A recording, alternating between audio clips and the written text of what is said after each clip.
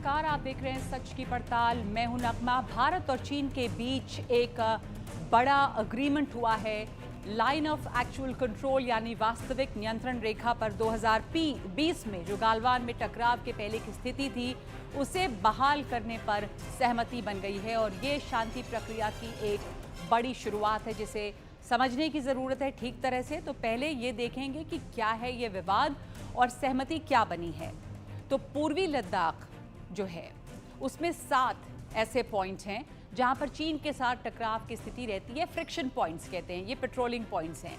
ये है patrolling point 14 यानी कि गालवान, पेट्रोलिंग पॉइंट 15 यानी कि हॉट स्प्रिंग, 17A यानी गोगरा, पैंगोंग सो झील के उत्तर और दक्षिणी छोर, डेप्सांग प्लेन और डेमचौक में चारदिंग नाला। तो ये दिखाते हैं आपको ग्राफिक के जरिए कि ये जो LAC पर टकराव है भारत और चीन के बीच में, वो जो ये 7 बिंदु हैं जिनकी मैं अभी बात कर रही हूँ वो कहाँ कहाँ पर हैं। तो ये है गालवान, आपको इस मैप में हम दिखा रहे हैं। आप ये देखें कि यह गालवान है, डेप्सांग है, हॉट स्प्रिंग है, पैंगोंग है। पैंगोंग के दोनों छोर जो हैं उत्तरी और दक्षिणी छोर, वहाँ पर ये टकराव रहता है। और इसके अलावा डेमचौक है, पैंगोंग सो के उत्तर और दक्षिण किनारे पर ये टकराव जो है, ये फ्रिक्शन पॉइंट है जो वो बना हुआ है। और डेमचौक है, डेप्सांग प्लेन है। इनमें से सितंबर 2022 में गोगरा और हॉट स्प्रिंग, ये हॉट स्प्रिंग है यहाँ पे और जो गोगरा है, इन 2 जगहों पर पहले ही सहमति बनी है जिसके तहत चीन की सेना वहां से पीछे हट गई थी। 2 अहम बिंदु डेप्सांग और डेमचौक बचे रह गए थे। डेप्सांग और डेमचौक इन दोनों पर सहमति नहीं बनी थी। जिन पर अब जाकर सहमति बनी है, ये जो ताज़ा अग्रीमेंट हुआ है भारत चीन के बीच में। तो सहमति का मतलब क्या है? इस सहमति का मतलब ये है कि ये यहाँ पर गश्त होगी। ये जो बातचीत के दौरान पहले जिसे बफर जोन की तरह छोड़ दिया गया था, वहाँ पर भी अब पेट्रोलिंग यानी कि गश्त हो सकेगी। इसके ब्यौरे आने बाकी हैं कि क्या क्या होगा। ये पूरी प्रक्रिया जो है ये बहुत सारे तनाव, बहुत सारी उलझनों के बीच में और बहुत सारे धैर्य के बीच में पूरी हो पाई है, क्योंकि 2020 के बाद से कई राउंड की बातचीत हुई और कोई नतीजा नहीं निकला था। अप्रैल 2020 में गालवान में जो हुआ था वो भूलना आसान नहीं है। भारत और चीन की टुकड़ियों में सीधा टकराव हुआ था, जिनमें कि भारत के 20 सैनिक शहीद हुए और जानकारी के मुताबिक चीन के 45 सैनिक।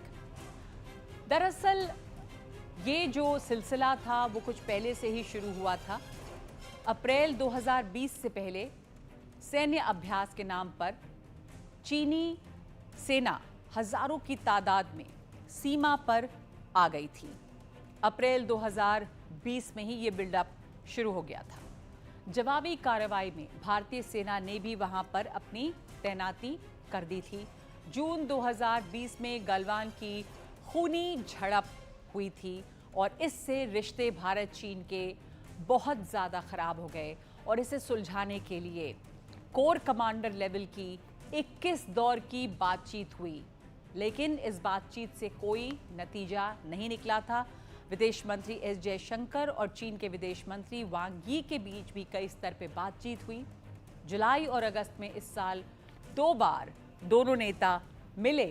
सितंबर में राष्ट्रीय सुरक्षा सलाहकार अजीत डोभाल और वांग यी की भी मुलाकात हुई।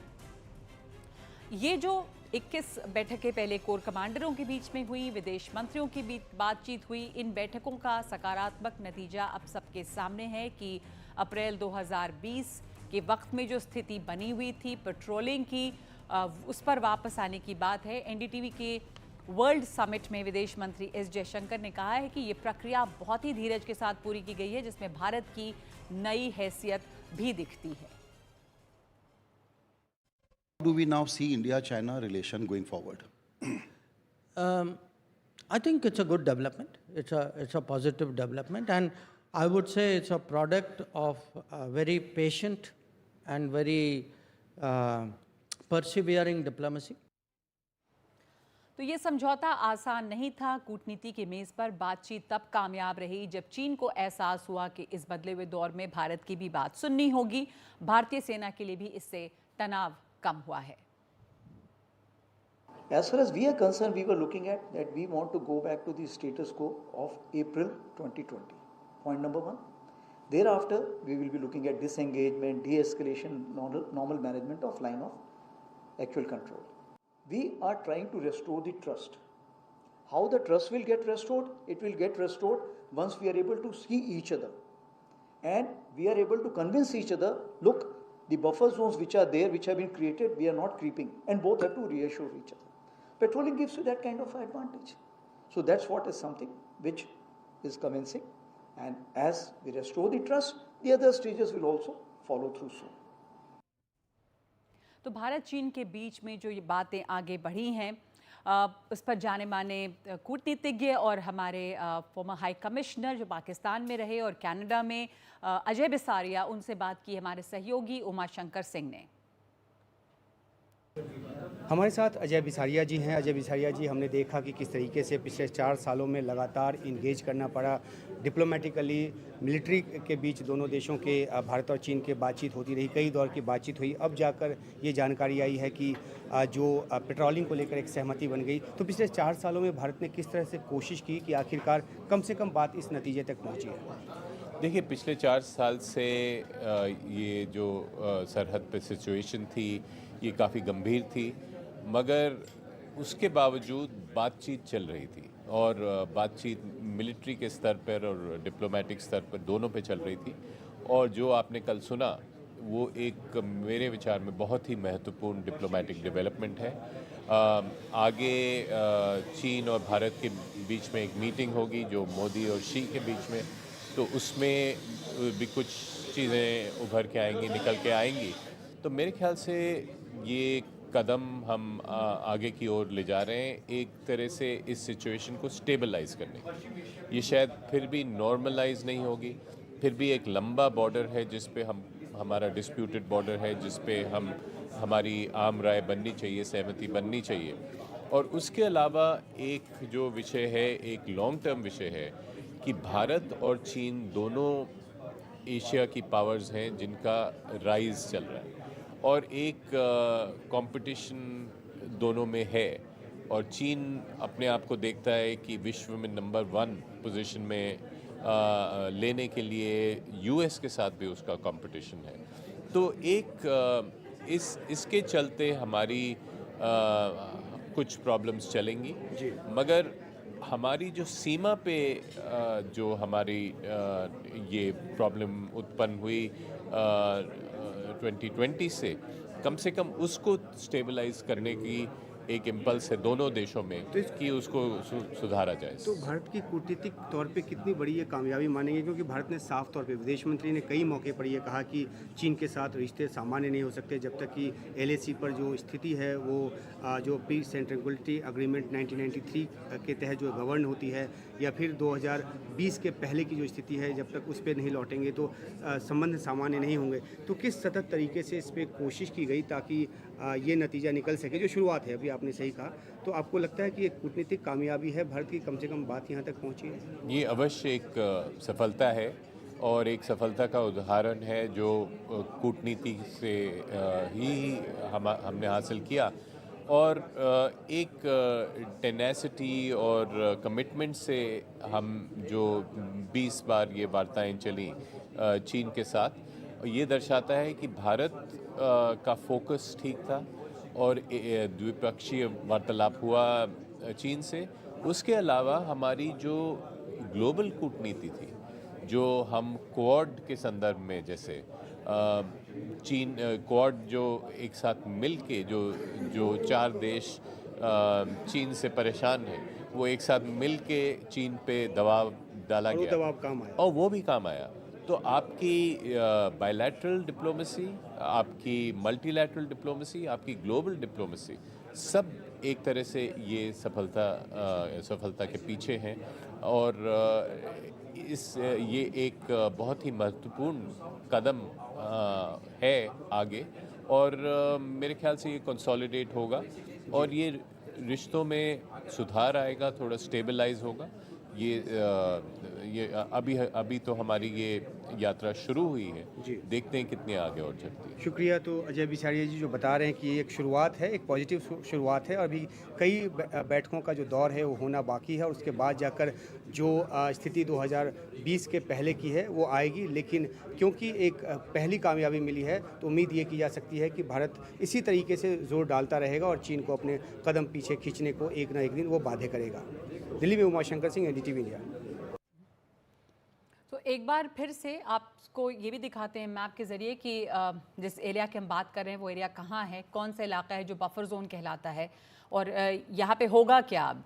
तो 2 साल पहले पैंगोंग एरिया जो है, जहाँ पे पैंगोंग झील है, जो पैंगोंग एरिया है, ये इसे फिंगर एरिया भी कहते हैं, यानी कि फिंगर एरिया है। यहाँ पर 2 साल पहले गलवान के पेट्रोलिंग पॉइंट 14 से डिसंगेजमेंट हुआ था, यानी कि सेनाएं वहाँ पर से हटी थी। फिर गोगरा में पेट्रोलिंग पॉइंट 17 से भी सैनिक हटे थे। फिर हॉट स्प्रिंग एरिया में भी 15 पॉइंट से हटे थे।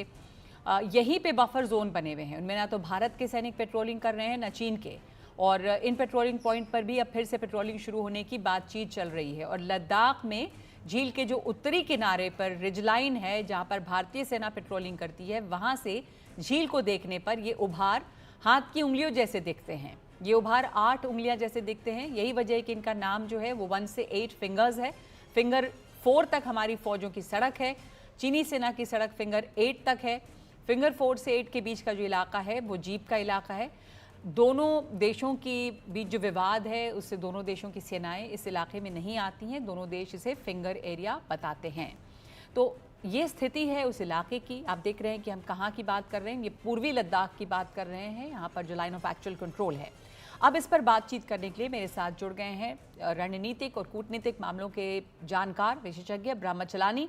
ब्रह्मा, भारत और चीन के बीच में जो इस समय एक अग्रीमेंट हुई है कि दोबारा से पेट्रोलिंग शुरू हो और 2020 में जो स्थिति थी कम से कम वहाँ वापस लौटे हम, इसको किस तरह से देखा जाता है भारत चीन के रिश्तों के संदर्भ में?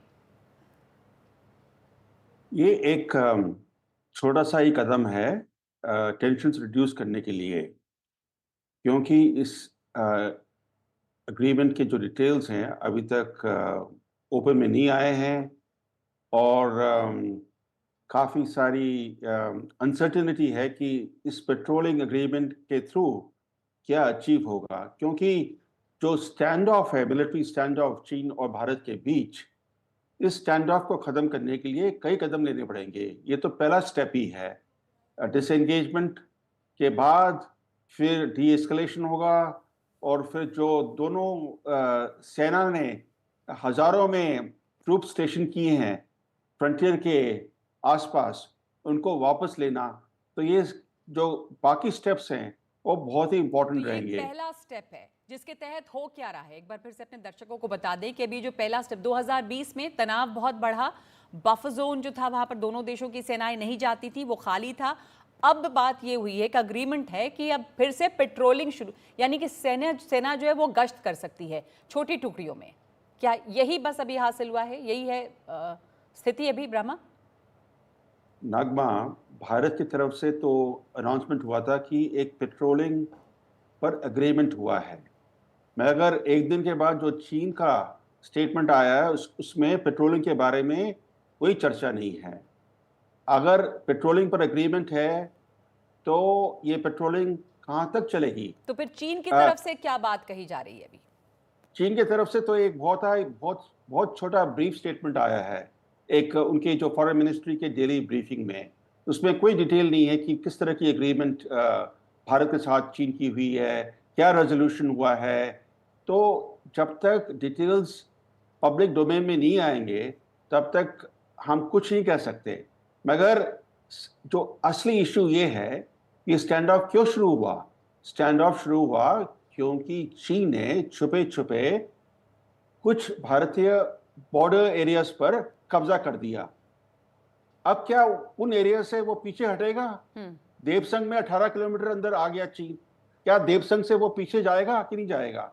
तो इस समय हम चर्चा कर रहे हैं मीडिया में, इंडियन मीडिया में, कि अब भारत देवसंग में पेट्रोलिंग कर पाएगा, पर कहाँ तक? क्या वो 18 किलोमीटर जो पहली भारत की टेरिटरी थी वहां तक पेट्रोलिंग अलाउड होगी, इसके बारे में कोई क्लैरिटी नहीं है। तो अभी अभी कोई क्लैरिटी नहीं है, अभी सिर्फ एक छोटा सा पहला कदम है। आप कह रहे हैं पेट्रोलिंग पे बात हुई है, क्या डिसएंगेजमेंट होगी, क्या डीएस्केलेशन, यानी कि सेना वहां से पीछे जाएगी जिस इलाके में वो अंदर आई थी। तो इस समय जो ये एक अग्रीमेंट की बात हुई और प्रधानमंत्री ब्रिक्स सम्मेलन में शामिल होने के लिए रूस में है, जहां पर ये बहुत चर्चा है, हालांकि इस पर भी कोई आधिकारिक बयान नहीं है कि शी जिनपिंग से उनकी बायलैटरल बातचीत हो सकती है। तो इस लिहाज से उसके पहले ये क्या सिर्फ एक बातचीत हो, अगर तो एक पॉजिटिव माहौल में हो, इसके तौर पे से देखा जाए? बिल्कुल आप ठीक कह रहे हैं नगमा, क्योंकि मोदी की मीटिंग शी जिनपिंग के साथ होने वाली है। सिर्फ सवाल ये उठता है कि कब होगी, कल होगी या परसों होगी। तो उस मीटिंग के लिए एक कंड्यूसिव एटमॉस्फेयर बनाने के लिए ज़रूरी हो गया था कि दोनों देश कोई ना कोई कदम लें, जैसे कि जो बॉर्डर टेंशन्स हैं वो कम हो, क्योंकि अगर बॉर्डर टेंशन्स हाई हैं और उस एटमॉस्फेयर में दोनों नेता मिलते हैं तो वो it will not be conducive for any purpose. तो उस वजह कल ही भारत की तरफ से एक अनाउंसमेंट हुआ और आज चीन ने कंफर्म किया है कि कुछ प्रोग्रेस हुआ है, मगर ये बताया नहीं गया है चीन की तरफ से कि किस तरह का प्रोग्रेस हुआ है। मगर आप देखिए कि जब पहले पॉजिटिव कदम लिए गए हैं दोनों तरफ से, उससे शांति नहीं बनी है। जैसे पहले आपने पैंगोंग लेक के बारे में बात की थी और हॉट स्प्रिंग्स गोगरा के बारे में, या गलवान वैली में जहाँ पर ये बफर जोन बन गए हैं, ये बफर जोन बने हैं भारत की टेरिटरी पर, भारत की टेरिटरी पर। तो ये इस तरह का अगर दोबारा से एग्रीमेंट हुआ है कि देवसंग में, देमचोक में भारत के टेरिटरी पर बफर बनेंगे या पेट्रोलिंग सिर्फ थोड़ी टेरिटरी तक अलाउ होगी, तो इससे भारत के हित तो एडवांस नहीं होंगे और ना तो शांति बनेगी।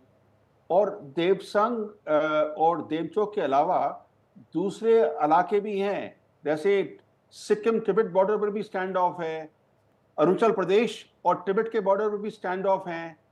तो इस समय क्लैरिटी नहीं है कि सारे स्टैंड ऑफ्स, जितने भी लोकल फेस ऑफ्स हैं, सारे खत्म हो जाएंगे, डिसएंगेजमेंट होगी और जो दूसरे स्टेप्स हैं इसके बाद डी एस्केलेशन और डी इंडक्शन ऑफ ट्रूप्स वो प्रोसीड होंगे।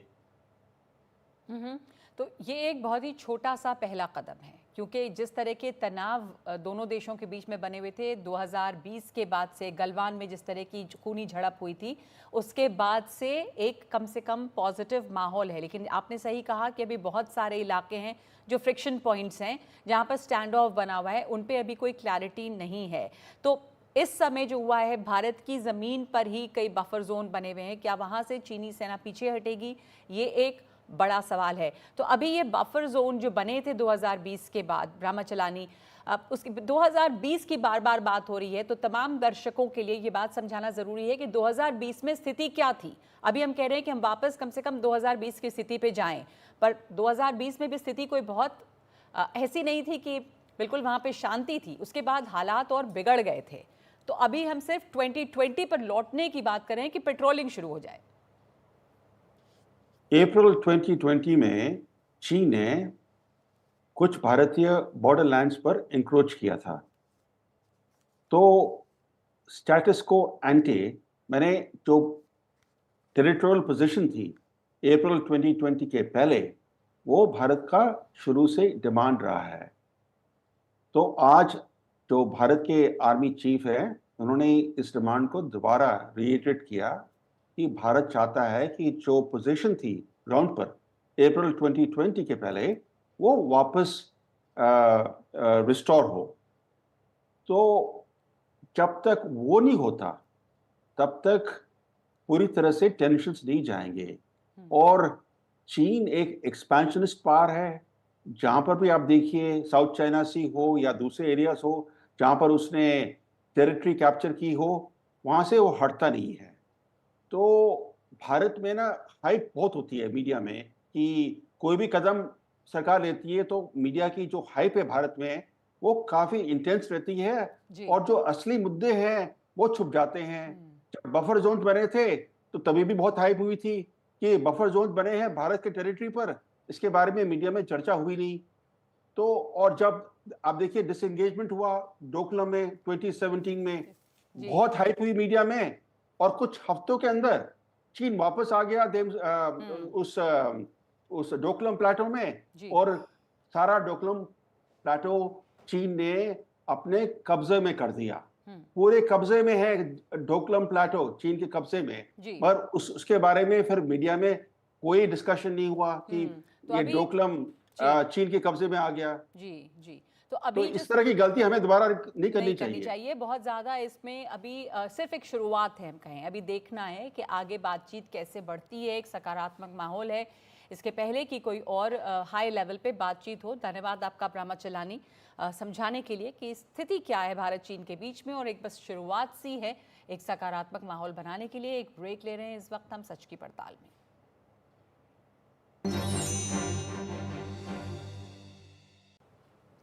2 दिन के India TV world summit 2024 the India century का आगाज कल हुआ। इस समिट का दूसरा दिन रहा। व्यापार, फिल्म और पर्यावरण जगत की बड़ी हस्तियां बदलते भारत पर अपनी राय रख रही हैं। इसमें समिट में आज एशिया रिसर्च इंस्टीट्यूट के फेलो किशोर महबूबानी ने कई मुद्दों पर अपनी राय रखी।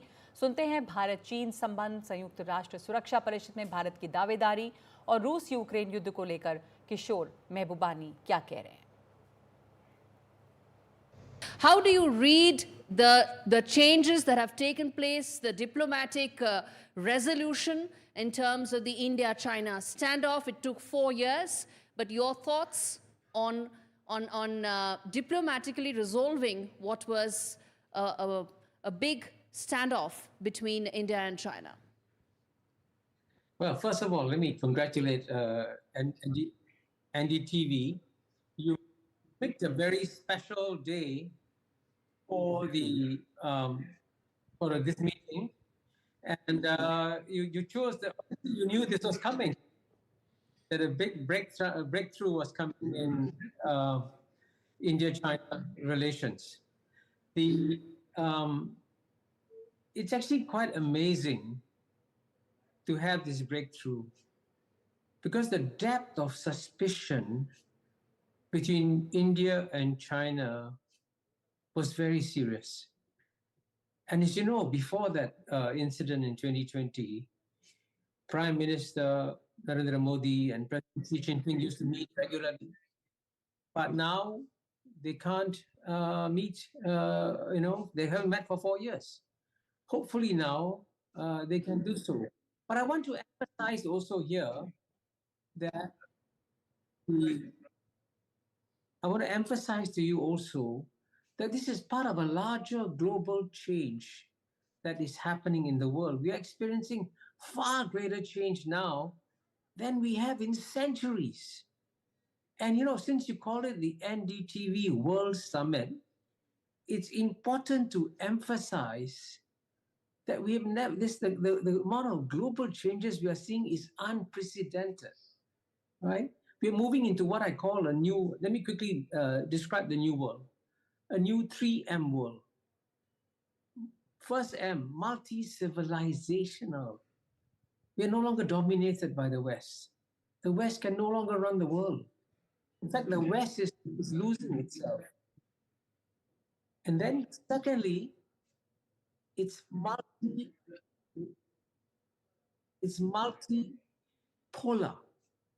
And there are other powers also emerging in this world.